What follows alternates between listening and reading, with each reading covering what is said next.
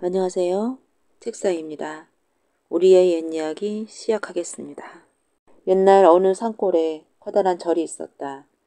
하루는 어느 상자가 밖으로부터 뛰어들어오며 순찬 소리로 스님을 급히 불렀다.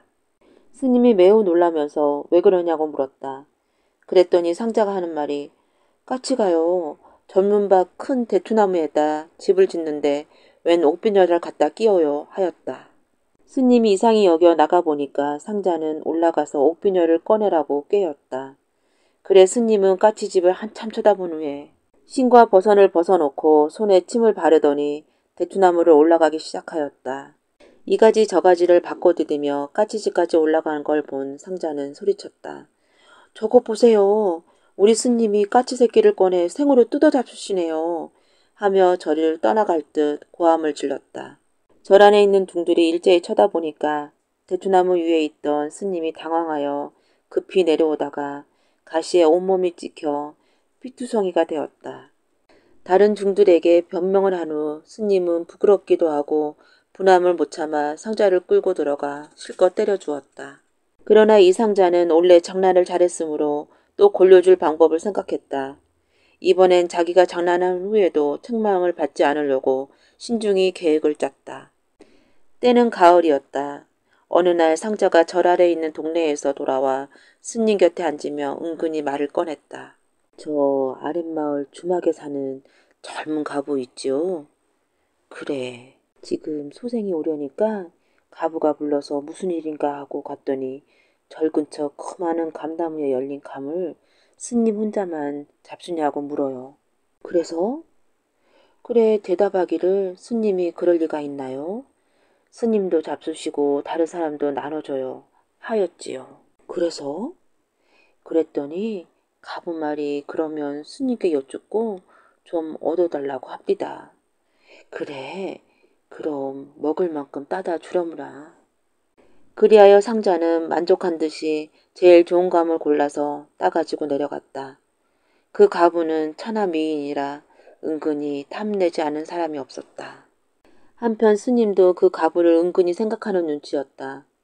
그 여자는 겉은 꽃 같으나 속은 얼음같이 찬 천하의 미인이다. 감히 말을 해본 사람도 말소리를 들어본 사람도 없는데 감을 맛보자는 것은 나와 통하자는 것이 아닐까? 그렇다면 감은 나에게 고마운 과일이다. 이같이 속으로 중얼거리며 마음을 죄이었다. 얼마 후에 상자가 웃으며 돌아왔다. 스님, 감을 갖다 주었더니 어찌나 좋아하는지 모르겠어요. 그런데 그 가부가 또 하는 말이 있어요. 무슨 말인데? 저 불당의 옥병은 스님 혼자 잡수냐고 물어요. 그래서? 모두 나눠 먹는다고 했어요. 대답 잘했다. 그랬더니 스님께 여쭙고 그걸 좀 갖다 달라고 하지 않아요? 상자는 스님의 허락을 떨어지기가 바쁘게 불당으로 들어갔다. 그리고는 불당 앞에 고이 놓인 옥병을 전부 거두어 가지고 마을로 내려갔다. 스님은 또 갑을 생각하며 상자가 오기를 고대했다. 그러던 중 저편에서 상자가 오다가 스님 하고 부르더니 절 뒤쪽으로 뛰어갔다. 스님이 초조한 끝에 쫓아가니 상자는 뒷간으로 들어갔다. 닭쫓던 게 지붕 쳐다보듯 걸음 멈추고 상자가 나올 때만 기다렸다. 이윽고 상자가 나오며 아이고 똥 쌀 뻔했네 하고 어려운 일이라 한 듯 외쳤다. 스님은 자기가 뛴 일이 분하여 어찌된 일이냐고 물었더니 상자는 기색을 살피며 왜 여길 오셨냐고 했다. 내가 뛰어오길래 영문도 모르고 왔지. 소생은 여기까지 오시라는 게 아니라 말씀을 전하려다가 뒤가 급해서 뛰어왔습니다. 그러면 말이나 하고 오지. 대간절 가부가 뭐라고 하더냐? 아이쿠 가부 말씀을 하지도 마세요. 제가 갔다가 맞아 죽을 뻔했어요. 예, 무슨 말인지 어서 해봐라. 하고 스님이 독촉했다. 병을 갖다 놓고 얘기를 하려는데 가부의 아버지가 술을 취해서 작대기로 때리며 무슨 중놈이 고약한 짓을 하려고 이곳까지 왔느냐 하잖아요. 그럼 아무 말도 들을 겨를이 없었겠구나 하고 재차 물었다. 얻어맞고 뒷곁으로 뛰어오는데 가부가 쫓아오며 이틀 후에 오라고 했습니다만 다시는 못 가겠습니다. 맞아 죽으려고요? 스님은 후일 다시 오란 말에 정신이 번쩍 나서 상자를 자기 방으로 데리고 들어가서 돈을 주며 달래며 호감을 사느냐 애를 썼다. 이윽고 그날 돈을 많이 타가지고 마을에 내려가 놀다 돌아와서 스님을 가만히 불렀다. 스님, 가부가 말하기를 스님께 신세를 많이 줬다고 하면서 한번 조용한 곳에서 만나자고 하네요. 그러니까 스님은 너무 기뻐서 한참 동안 생각하다가 어느 날 만나자고 하더냐? 모레 저녁에 스님더러 자리를 정하라고 하던데요.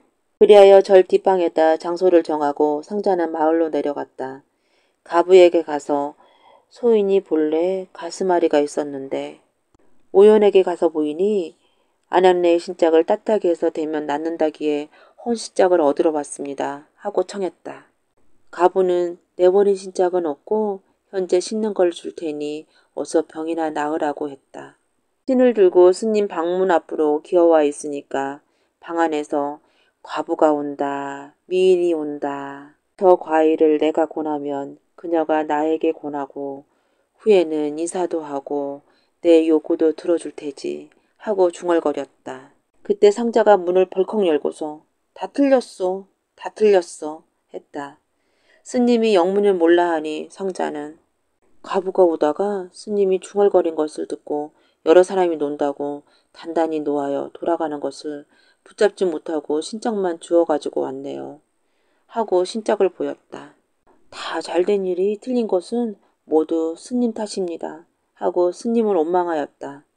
이를 듣고 있던 스님이 큰 실수나 한 듯이 옳다 요놈의 주둥아리가 죄다.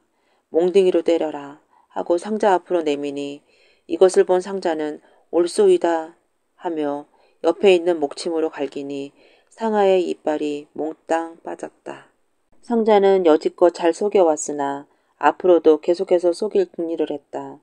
어느 날 스님에게로 가서 아랫마을 가부가 말씀 좀 전화달라고 해요. 저번에 왔다가 스님 혼자 말씀하시는 것을 모르고 그냥 간 것이 미안하다고 하면서 다시 뵙도록 해달라고 하네요.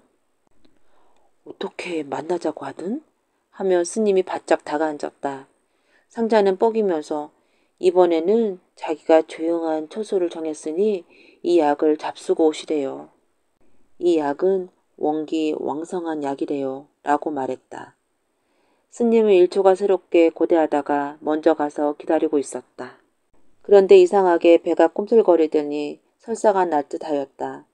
참다 못해 무릎을 꿇고 발 뒤꿈치를 병구를 괴고 있는데 과부가 문을 열고 들어왔다. 사람들이 들어오는데 괴이하게 앉아서 일어나지도 않아? 하며 스님을 두 손으로 떠밀었다. 이 설사는 상자의 흉계로 약이 아니라 날 콩가루를 먹었기 때문이었다. 한편 스님은 겨우 자기 방으로 돌아와서 이놈의 배, 이놈의 배 하며 주먹으로 자기 배를 때렸다. 이 스님처럼 자신의 양심에 어긋나는 욕심을 억지로 세우려다가 가는 곳마다 봉변을 당하는 것을 가리켜 물 걷는 중이라 별명하였다.